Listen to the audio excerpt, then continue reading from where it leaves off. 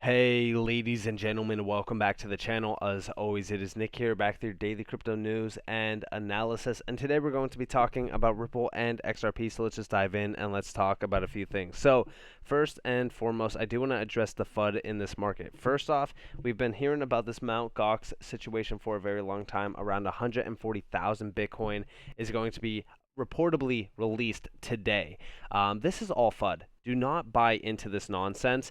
And before I actually do continue on, I just want to say I am on vacation, so you might see a little bit of a slowdown on videos to about 2 instead of 4 during the day. So I do apologize if you guys do see that. I am on a little bit of a business trip. I shouldn't even say vacation technically because I am meeting with some design clients for my design agency. But it is going to be a little bit slower as my schedule is a little bit busy for the next few days until about the 1st of September. So I hope that you guys do understand that. But more so on this 140,000 Bitcoin being released tomorrow. It's technically today, but it's all nonsense. And we actually do see over here from a Mt. Gox creditor saying, Mt. Gox is not distributing any coins this week or next week or the week after that. Source, I'm a Mt. Gox creditor. The repayment system is not live yet. Next step, go and block the altcoin hub for spreading this misinformation. Now, I want to say a few things. Do I think that this market is going to go lower? It might go lower in the short term, but in the long term, think about the gains, right? The typical, 3 to 4 or so years for a bear market to fully end and we go back to like all-time highs. That is such a significant amount of time for some people, but for most, I would say that that is a very short amount of time to make 20, 50, 100x gains. I'm not saying that XRP will make a 100x gain, for a lot of individuals out there, but $30, in my opinion, long term, is substantial, and it will most likely happen within the 3 to 5 year time frame. If I was going to, take a hypothetical guess, is that 100% guaranteed? Absolutely not. That is me guesstimating on XRP's potential. But I'm just saying, like, all of this short-term FUD, the short-term fear, is all nonsense. I say it all the time. Like, don't pay attention to all of the negative around this market. Pay attention to the positive. What is actually happening behind the scenes with, for an example, BlackRock entering into crypto, these major financial institutions entering into crypto. Like, this is what everyone should be focused on, not, this Mt. Gox situation. Are we going to go back down to 11K, 12K, 13K, whatever the, case may be around Bitcoin? It is stupid to continue to box yourself in to that negative aspect around this market. And I just want to say that real quick. And also, this is fully debunked. Like, we even see here from an actual Mt. Gox creditor saying, like, listen, this entire, situation here, like, I'd rather be a buyer than a seller, even if I did have my entire, account credited with, Bitcoin or Bitcoin Cash, whatever the case may be.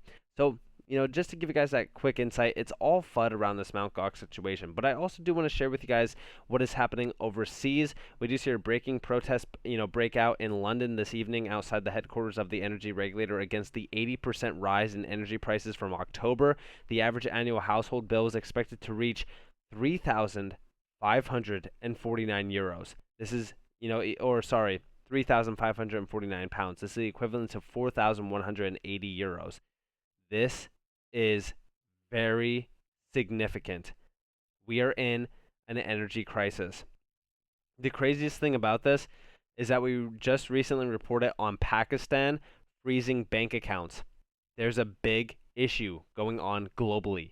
And I just want you all to understand that this is going to get a lot worse. This is also why I say, like, pay attention to this time frame compared to 2008.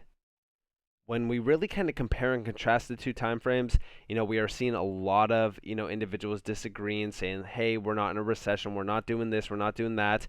And we all know, like, if you guys have been playing this strategic game, like, I'm here on a business trip, like, technically it is a vacation, but the prices have increased drastically compared to what I'm typically used to. You go and get a bottle of water. Yeah, sure, sometimes it is overpriced at certain areas like the movie theaters, whatever.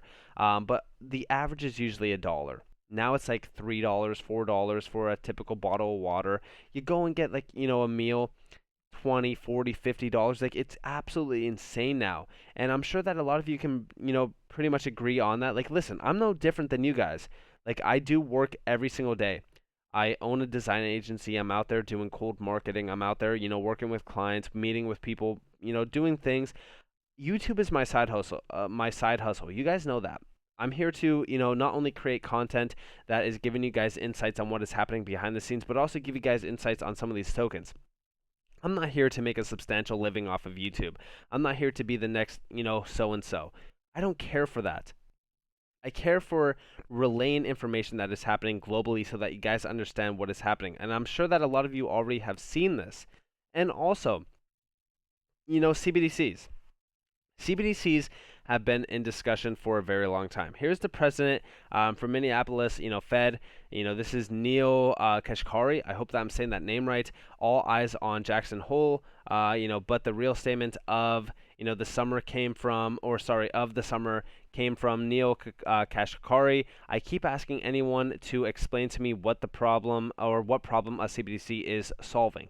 Now, the funny thing here is, like, if you wanted to listen into this, it's just basically him asking that question. But when we look at CBDCs, it's not about the problem that they are solving. It's about the efficiencies that they bring to the current system.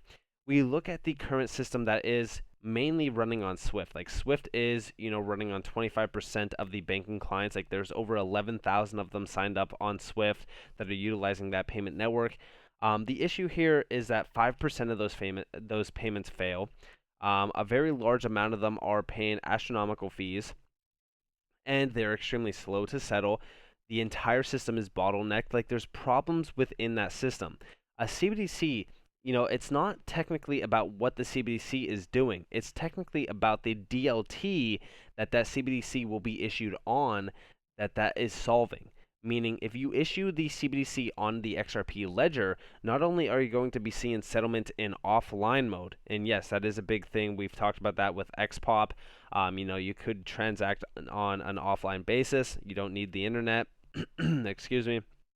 But also, you see the other efficiencies like sustainability, the speed, scalability, the cost, like all of that gets fully unlocked, and you can source XRP as the liquidity source for on-demand liquidity as well. Like, this is why we look at CBDCs. And he does bring up like Venmo, like, why can't I just use Venmo instead of utilizing like a CBDC? The issue with that is that it is still, credited payments. You're pre-approving that payment through liquidity that is locked in Nostro Vostro accounts. This is that $27 trillion account problem that we have been addressing for a very long time. And I'd argue that now it's probably worth over $30 trillion. This is a big issue. This is why we focus on XRP in regards to the on-demand liquidity basis. I know that is not the only, utility case that XRP does have to offer, but it is probably one of the most monumental areas that XRP has to offer as well. And again, like I said, like, on-demand liquidity is such a big area of focus, and we are seeing like even smart contracts being released for XRP utility as well with like Flare, which I think is also going to be a very monumental moment for XRP holders out there. If you guys are an XRP holder, I definitely advise you to go and research Flare networks. I might do a full-on video on it and really kind of break it down, but that is going to be a key that unlocks a ton of utility for XRP. But like, on-demand liquidity, if you guys know finance, if you have been studying Swift, if you have been studying like payment networks, settlement networks, that XRP plays a pivotal role in the digitization of the entire system. And it is going to be a very historical moment in time as well. And also, even going over here, like, this is what I have been addressing. And this is a tweet from, I hope that I'm saying this name right, Greg Crypto, or Greg Crypto, and this is actually talking about the downfall of the US dollar. We do see here, XRP will be the bridge and neutral asset that will save the world. Time for a thread, 1 of 7. The below content / post, has been taken from Zero Hedge article. Find below your reference, and here is that full-on reference. If you guys want to go check it out, you guys are more than welcome to. The end is nearing, a world slowly / opening, turning away from the US dollar, and we do see over here, a new term might be trending in the future. It will be, a new political way of countries interacting with each other, hosting and neighboring countries, but not allies and not enemies. It will be host neighboring. The dollar is going up, but compared to what? No one wants it. Currency war and how XRP, the bridge, neutral asset, might be the only solution. We do see down here the US dollar is no longer the toughest guy in the room, nor prettiest girl at the dance. Indian companies swapping US dollars for Asian currencies, China and Saudi Arabia consulting energy deals outside the slowly dying and forewarned petrodollar, and the Russian central bank considering buying the currencies of friendly nations like Turkey, India, and China, as commodities like oil, leave prices or places like China and Russia, they can now be purchased with local national currencies, Indian, Brazilian, Turkish, which are, then converted into CNY. And by the way, I have been sharing with you guys the gold-backed system that has been coming into discussion for quite a bit of time around CBDCs. I do believe that CBDCs will be backed by gold on these DLTs. That is what we have been watching for. We do see down here like multi-currency world that will need some neutral asset to access it without owning it for the long duration. E.g., Europe might need to pay Russia in rubles, but at the same time, without holding rubles or owning XRP is the solution. We do see down here like Russia and China are now leading the charge from a one-currency world to a multi-currency world of import payments. The old world is slowly but surely turning, irreversibly away from the US dollar dominated currency system towards a multi-currency and multi-FX pricing model, which, by the way, we have been discussing this with, even the sanctions from SWIFT. It is a very substantial area to focus on. And also, down here, we do see gold. Gold is the key for resetting the financial system. Russia, China, India, and many other countries buying gold. Central banks of the world buying gold. The fulcrum of gold is, or it has been, the real money for thousands of years, and is, it is accepted as a base standard. From petrodollar to petrogold. Turkey could be dumping US dollars to buy gold, at what we all know is a deliberately rigged, price. And down here, like physical oil market is nearly 15x the physical gold market. One can only imagine what further oil for gold transactions, as per above, will do for the rising price of a scarce asset like gold as well. And this is also why I've said, we need to pay attention to the gold market. Like they are, a lot of these central banks have been accumulating quite a bit of gold for a very long time. And this is because they also see what is happening. We will most likely, this is my idea, by the way, full on speculation, but this is how I see things working. So we will see CBDCs issued on DLTs like the XRP Ledger, like Hedera, like XLM. You have so many other ones like, XDC, even like Bitcoin and Ethereum. Like everything in this market is essentially DLTs at the end of the day that do have a ledger basis. But you will see CBDCs being issued out on private and public ledgers. And those ledgers are going to be substantial for the core system.